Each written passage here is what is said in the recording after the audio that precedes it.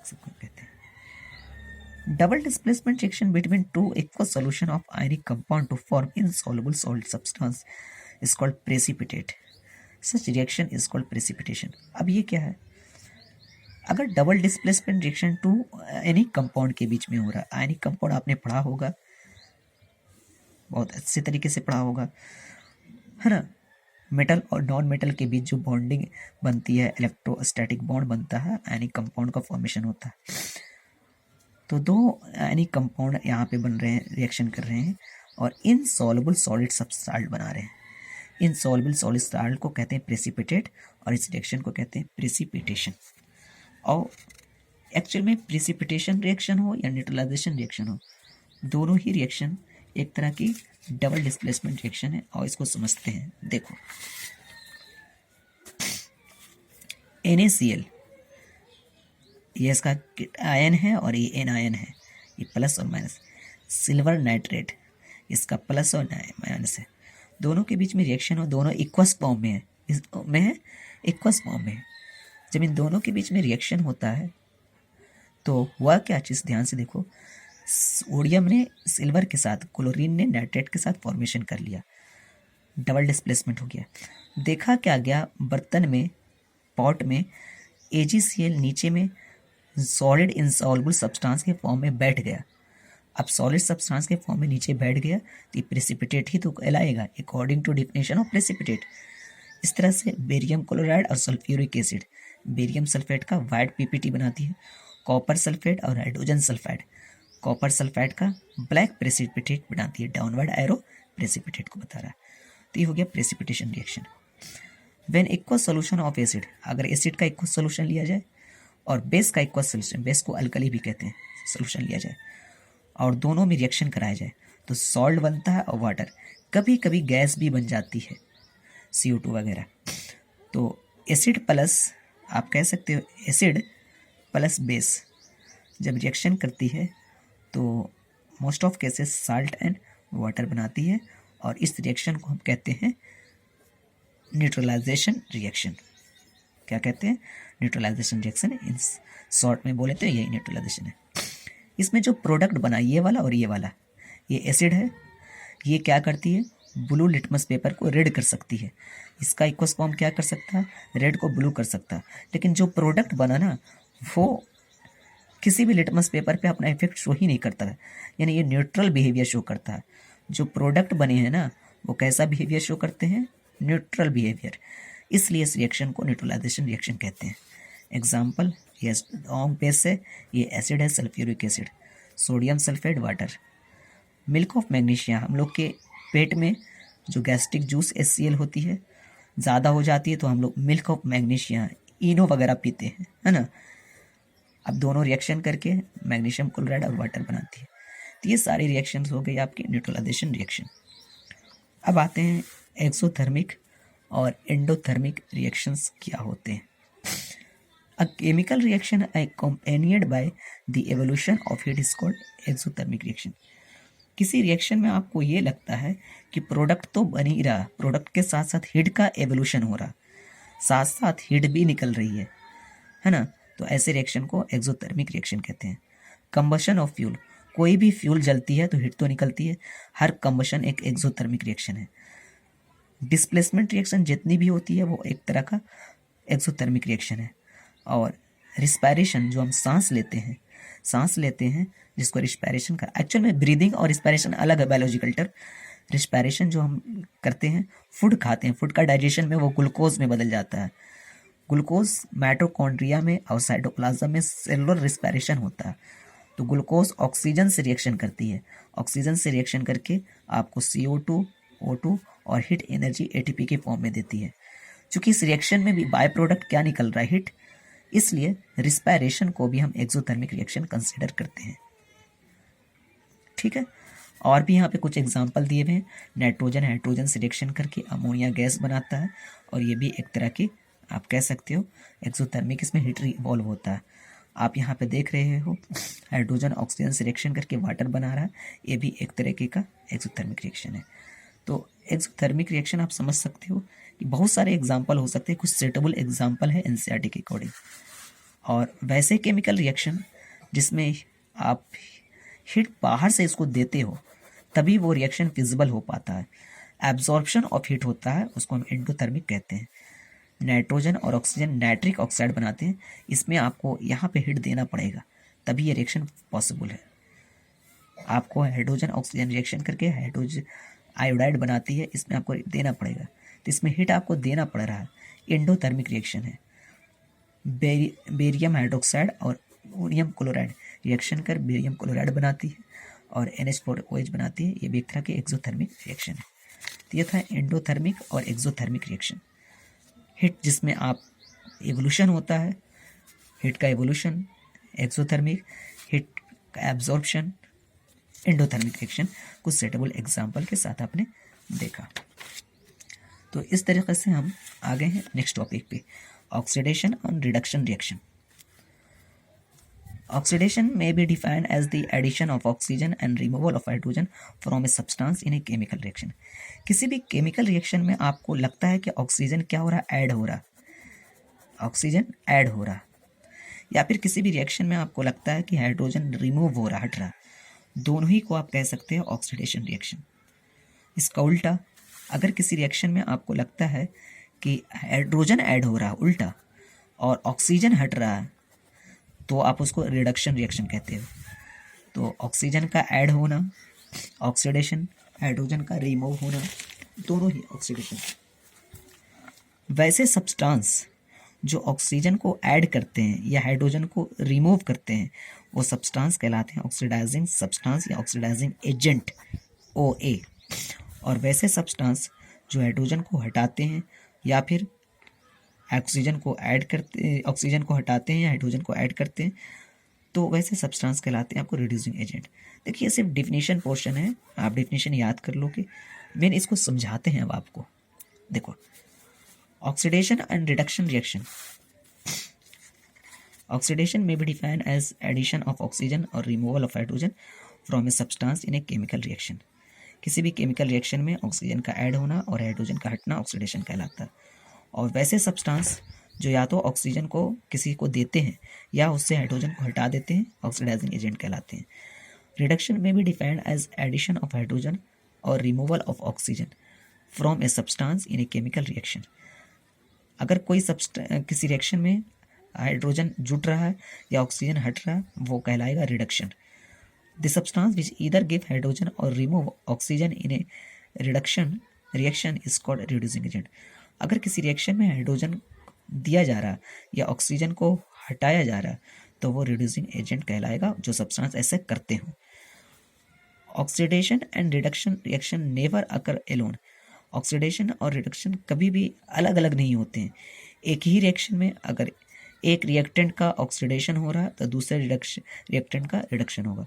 दोनों साथ साथ चलती है, साइड बाय साइड चलती है, सिमुल्टेनियसली चलती है साथ साथ।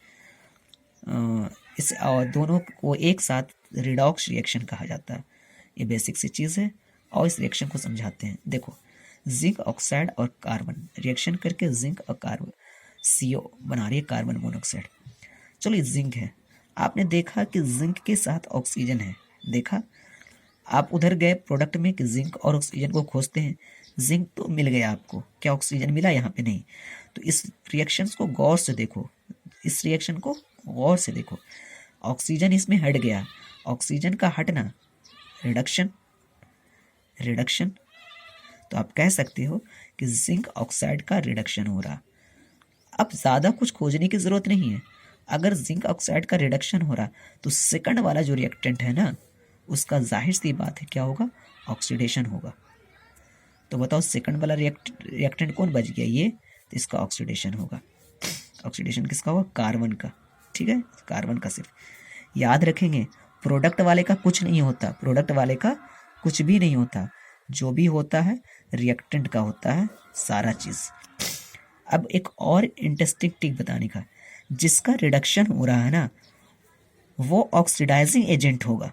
इंपॉर्टेंट चीज़, जिसका रिडक्शन हो रहा वो ऑक्सीडाइजिंग एजेंट होगा और जिसका ऑक्सीडेशन हो रहा वो रिड्यूसिंग एजेंट होगा।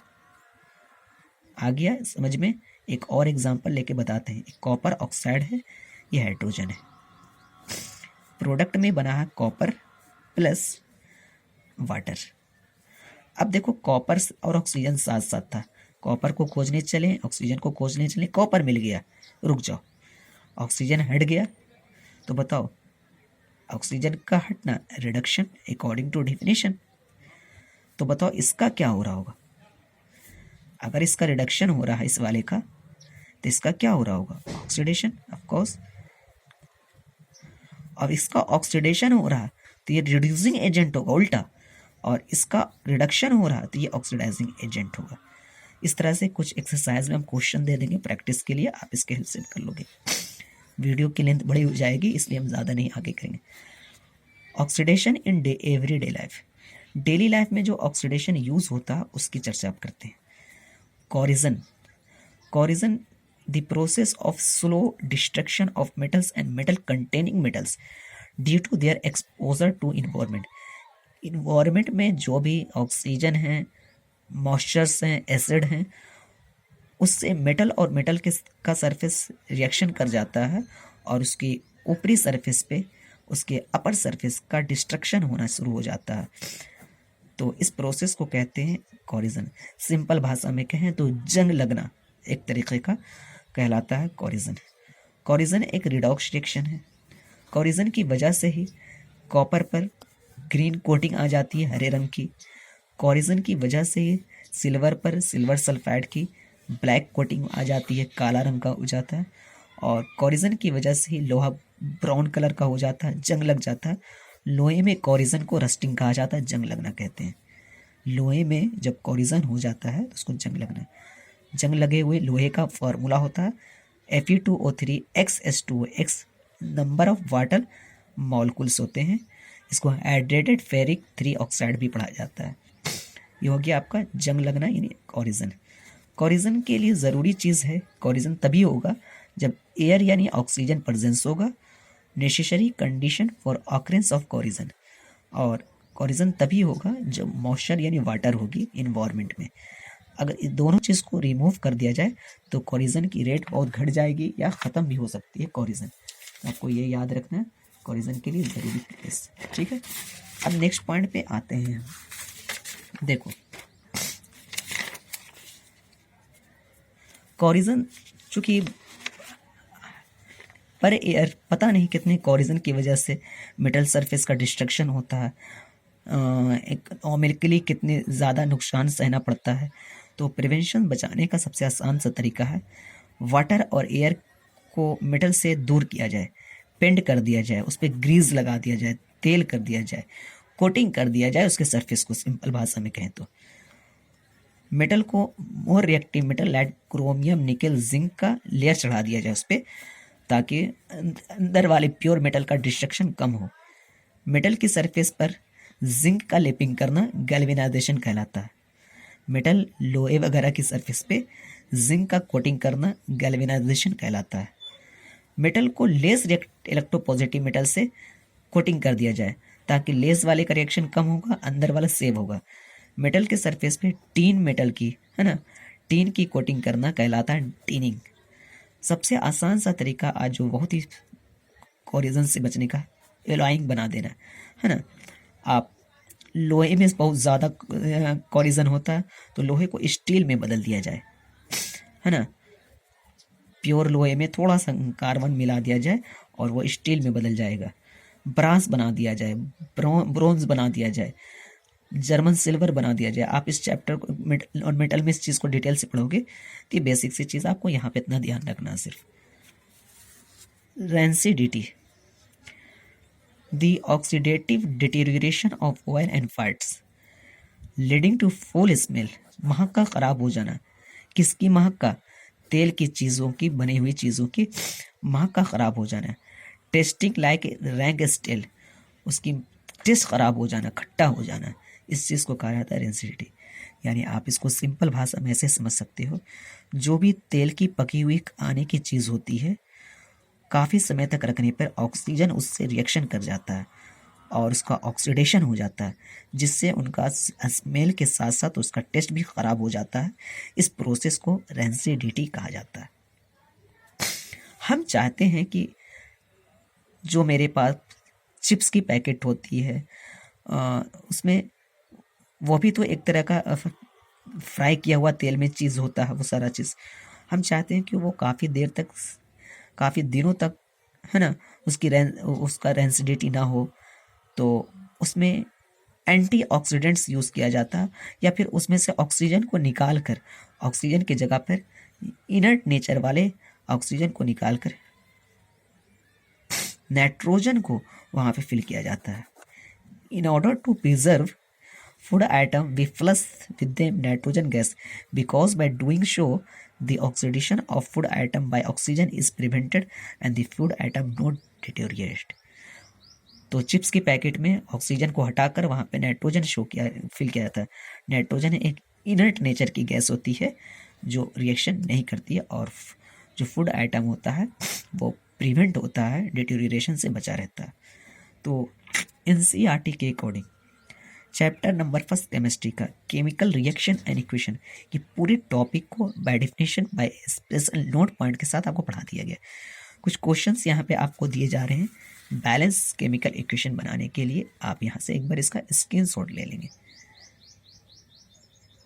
आप एक्सरसाइज को भी कवर करते चलोगे, ये पूरा एक्सरसाइज का निचोड़ है।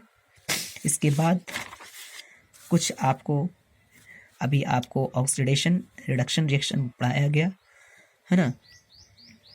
इसमें यह आपको दिया जा रहा उस इक्वेशन को बैलेंस ऑक्सीडाइजिंग और रिड्यूसिंग एजेंट पकड़ना, किसका ऑक्सीडेशन हो रहा, किसका रिडक्शन हो रहा, ये चीज़ आप यहाँ से एक बार इसको अच्छे से देख लो और आप इसको एक्सरसाइज के तौर पे बना लेना। ओके, पूरे चैप्टर को आपको कवर करा दिया गया।